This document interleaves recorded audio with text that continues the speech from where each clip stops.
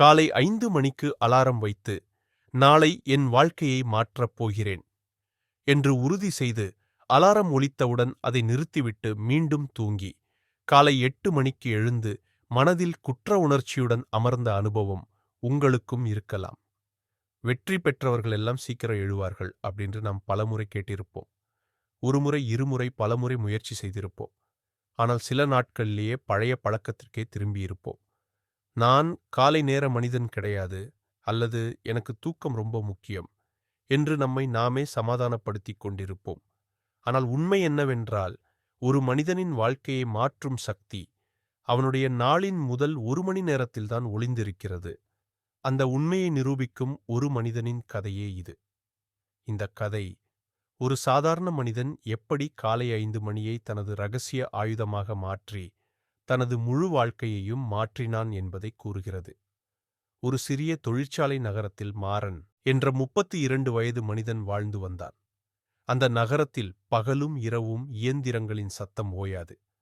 மாறன் ஒரு night security car. அவன் தினமும் மாலை 8 மணிக்கு வேலைக்கு சென்று காலை 6 மணிக்கு சோர்ந்த உடலுடன் வீடு திரும்புவான். அவனுக்கு கிடைத்த சம்பளம் உயிரை இழுத்துச் செல்லும் அளவுக்கு மட்டுமே போதியது. அவன் வாழ்ந்தது ஒரு சிறிய அறை. அதில் உடைந்த பேன், தரையில் விரிக்கப்பட்ட மெத்தை, மின்சாரம் குறைந்தால் துடிக்கும் ஒரு விளக்கு மட்டுமே இருந்தது. அவனது உடைகள் பழையவை, காலணிகளில் ஓட்டைகள் இருந்தன. ஆனால் மாறனை அதிகமாக வலியடையச் செய்தது இந்த உடைமைகளின் பற்றாக்குறை அல்ல, அவனை உள்ளுக்குள் கொன்று கொண்டிருந்தது. நான் இதே வாழ்க்கையில் சிக்கிக் கொண்டே இருப்பேனா என்ற எண்ணம். காலை நேரத்தில் வேலை முடிந்து வீடு திரும்பும்போது அவன் மற்றவர்களின் வாழ்க்கையை அவர்களது வீட்டு ஜன்னல்கள் வழியாக பார்த்தான். குடும்பங்கள் ஒன்றாக காலை உணவு சாப்பிடுவதை, குழந்தைகள் பள்ளிக்கு தயாராகுவதை, சுத்தமான சட்டை அணிந்து அலுவலகத்துக்கு செல்லும் ஆண்களை பார்த்தான். அந்த காட்சிகளை பார்த்தபோது அவன் மனதில் ஒரே கேள்வி எழுந்தது: என் வாழ்க்கை இப்படியே முடிந்து விடுமா? மாறன் சோம்பேறி அல்ல. அவன் ஒவ்வொரு இரவும் கடினமாக உழைத்தான். நீண்ட நேரம் நடந்து விழிப்புடன் பணியாற்றி தன் கடமையை நேர்மையாக செய்தான். ஆனால் அவனுடைய வாழ்க்கையில் எந்த முன்னேற்றமும் இல்லை. நல்ல வேலைக்கு விண்ணப்பித்தான். ஆனால் படிப்பு போதவில்லை என்று எல்லா கதவுகளும் மூடப்பட்டன. புதிய திறன்களை கற்றுக்கொள்ள நினைத்தான். ஆனால் இரவு முழுவதும் வேலை செய்து காலை வந்தவுடன் அவனுக்கு தூக்கம் தவிர வேறு எதுவும் தோன்றவில்லை. அவன் அம்மா கிராமத்தில் இருந்தாள். வாரம் ஒரு முறை அவனை அழைத்து, என் மகனே, உன் வாழ்க்கை எப்போது நல்லபடியாக மாறும் என்று கேட்பாள். மாறன் குரலில் பொய்யான உற்சாகத்தை சேர்த்து, சீக்கிரம் அம்மா, நான் முயற்சி செய்கிறேன் என்று சொல்வான். ஆனால் உண்மையில் அவனுக்கு எப்படி முயற்சி செய்வது என்றே தெரியவில்லை. ஒரு நாள் குளிர்ந்த நவம்பர் காலை, வேலை முடிந்து வீட்டுக்குச் செல்லும்போது அவனுக்கு ஒரு போன் வந்தது. அது அவன் சகோதரியிடமிருந்து. மாறன், உடனே ஊருக்கு வா, அம்மா மயங்கி விழுந்து விட்டார், மருத்துவமனையில் இருக்கிறார் என்ற வார்த்தைகள் அவனுடைய இதயத்தை உறைய வைத்தன. அவன் உடனே பஸ்ஸில் ஏறி கிராமத்திற்கு சென்றான். மருத்துவமனையில் அம்மா பலவீனமாக படுத்திருந்தாள். டாக்டர் அவளுக்கு ஓய்வும் நல்ல உணவும் மருந்தும் தேவை என்று சொன்னார். ஆனால் அவை அனைத்தும் பணத்தை தேவைப்படுத்தின. அம்மா மாறனின் கையை பிடித்து மிக மென்மையான குரலில், என் மகனே, எனக்கு அதிக காலம் இருக்காது. நான் என் வாழ்க்கையை மாற்ற முடியாமல் போனது போல நீ உன் வாழ்க்கையை வீணாக்காதே. தயவு செய்து ஒரு வழி கண்டுபிடி என்று சொன்னாள். அந்த வார்த்தைகள் மாறனின் மனதில் ஆழமாக பதிந்தன.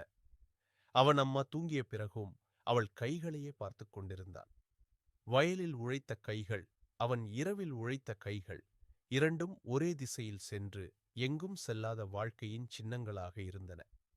அந்த காலை மருத்துவமனை வெளியே நின்றபோது நேரம் காலை 5 மணி. கிராமம் இன்னும் தூங்கிக் கொண்டிருந்தது.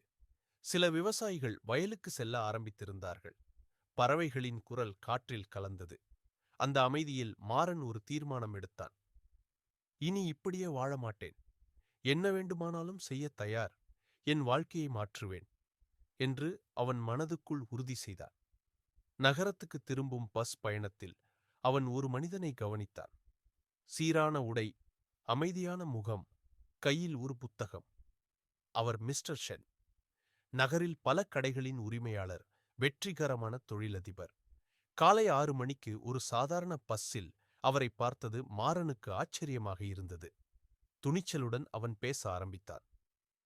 சார், நீங்கள் ஏன் இவ்வளவு சீக்கிரம் பயணம் செய்கிறீர்கள்? மிஸ்டர் சென் சிரித்துக்கொண்டு, நான் தினமும் 4:30 மணிக்கு எழுவேன். இந்த நேரத்தை வாசிப்பதற்கும் யோசிப்பதற்கும் என் நாளை திட்டமிடுவதற்கும் பயன்படுத்துவேன். உலகம் விழிப்பதற்கு முன் என் வாழ்க்கையை நான் கட்டுவேன் என்று சொன்னார். அவர் மாறனின் வாழ்க்கை முறையை கேட்டபோது மெதுவாக, நீ உலகம் தூங்கும்போது விழித்திருக்கிறாய், உலகம் வேலை செய்யும்போது நீ தூங்குகிறாய், அதனால்தான் நீ ஒரே இடத்தில் நின்று கொண்டிருக்கிறாய் என்று கூறினார். பின்னர் அவர் ஒரு ரகசியத்தை பகிர்ந்தார். காலை 5 முதல் 7 மணி வரை உள்ள நேரம் மாயமான நேரம். அந்த நேரத்தில் நீ உன் எதிர்காலத்தை உருவாக்கலாம். மிஸ்டர் சென் ஒரு எளிய முறையை சொன்னார். காலை 5 முதல் 6 மணி வரை ஒரு திறனை கற்க வேண்டும். அது வாழ்க்கையை மாற்றக்கூடிய ஒன்றாக இருக்க வேண்டும். காலை 6 முதல் 7 மணி வரை உடலையும் மனதையும் வளர்க்க வேண்டும். உடற்பயிற்சி, வாசிப்பு, திட்டமிடல் ஆகியவை அவசியம். எந்த நாளும் தவிர்க்கக்கூடாது. இரவு 9 மணிக்கு தூங்க வேண்டும். முதல் சில வாரங்கள் மிகவும் கடினமாக இருக்கும். ஆனால் 90 நாட்கள் தொடர்ந்தால் வாழ்க்கை மாறும் என்று அவர் தெளிவாக சொன்னார். மாறன் அந்த நாளிலிருந்து தனது வாழ்க்கையை மாற்ற ஆரம்பித்தான். முதல் நாட்கள் மிகவும் கஷ்டமாக இருந்தன. உடல் வலித்தது, தூக்கம் குறைந்தது, மனம் பல காரணங்களை சொல்லி நிறுத்த முயன்றது. ஆனால் அவன் நிறுத்தவில்லை. காலை நேரங்களில் எக்ஸெல், அக்கவுண்டிங் போன்ற திறன்களை கற்றான். நடைப்பயிற்சி செய்தான். நாளடைவில் அவனது உடலும் மனமும் பழகியது. சில வாரங்களில் அவன் அலாரத்திற்கு முன்பே விழித்தான். அவன் கற்றது வேலைக்கு பயன்பட ஆரம்பித்தது. 3 மாதங்கள் கழித்து அவன் வேலை செய்யும் இடத்தில் புதிய பொறுப்புகள் கிடைத்தன. பகல் வேலை, அதிக சம்பளம். ஒரு வருடத்தில் அவன் வாழ்க்கை முழுமையாக மாறியது. அவன் அம்மாவை நகரத்திற்கு அழைத்து வந்து நல்ல மருத்துவ வசதிகளை ஏற்பாடு செய்தான். அவன் இன்னும் காலை 5 மணிக்கு எழுந்தான். அது அவனுக்கு பழக்கமல்ல, அவன் வாழ்க்கையின் அடையாளமாக மாறியது. இந்த கதை நமக்கு சொல்லும் உண்மை ஒன்றே ஒன்று. வெற்றி என்பது ஒரு நாளில் கிடைக்கும் விஷயமல்ல. அது தினமும் செய்யும் ஒரு பழக்கம். அந்த பழக்கம் நாளை காலை அலாரம் ஒலிக்கும் அந்த நிமிடத்தில் ஆரம்பிக்கிறது. ஸ்னூஸ் அழுத்தும் ஒரு முடிவு அல்லது எழுந்து நிற்கும் ஒரு முடிவு. அந்த ஒரு முடிவே உங்கள் வாழ்க்கையின் திசையை தீர்மானிக்கிறது.